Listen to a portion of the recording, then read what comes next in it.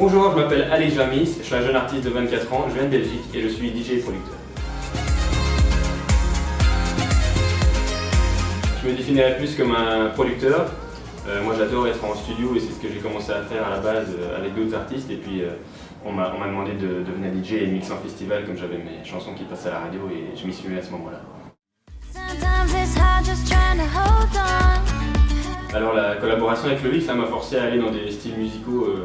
que j'avais pas l'habitude d'aborder avant et il m'a forcé aussi à être très perfectionniste et à vraiment aller au bout du son pour que ça sonne vraiment super bien et ça m'a aussi apporté pas mal de connaissances au niveau du coaching vocal, de le guider, de lui apprendre à poser les mots aussi et c'est des choses que j'avais pas l'habitude de faire et que j'ai apprises là et que j'avais peut-être en moi mais que je ne savais pas et donc ça m'a permis de me révéler un petit peu.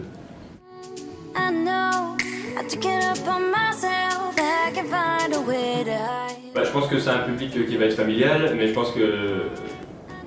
les gens qui allaient à la scène électro l'année prochaine vont se mélanger à ce public-là et au final ça sera quelque chose de très homogène et les gens ils sont là pour s'amuser. De toute façon, moi j'ai vu Henri sur la même scène l'année dernière et il y avait de l'ambiance donc je ne suis pas du tout stressé par le public.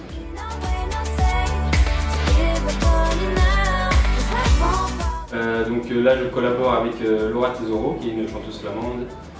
et Emma Bale aussi, avec qui j'ai été mis en contact via Sony Music. Et je produis aussi et je manage Sloan qui est une autre artiste francophone qui va sortir son nouveau single à la minute.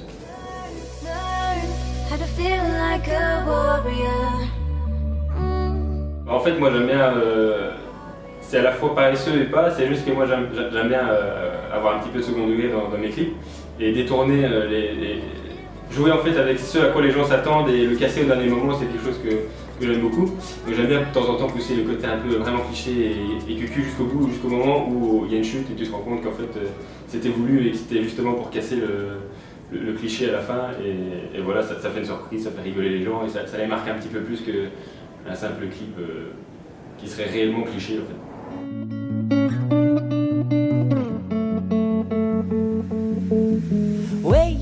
En fait, les réseaux sociaux, c'est pas un truc que j'ai l'habitude d'alimenter,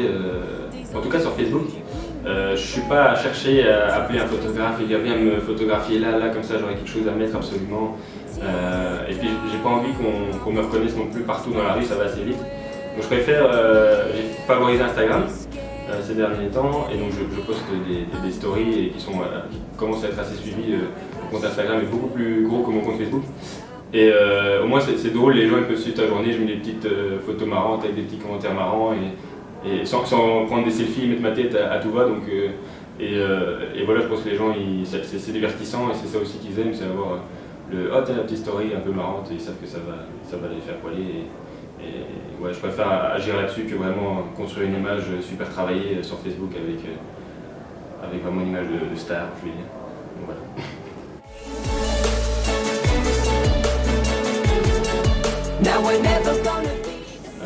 Moi, ce à quoi j'aspire dans 10 ans, c'est d'avoir mon roster d'artistes, d'avoir mon écurie, de peut-être plus être artiste moi-même parce que voilà, tous des modes vite et peut-être que je ne serai plus à la page, juste de garder l'oreille pour pouvoir guider mes artistes, mais de suivre d'autres artistes, de les faire évoluer, de les faire grandir et de rester dans ce milieu-là, mais peut-être moins en mettant moi au premier plan.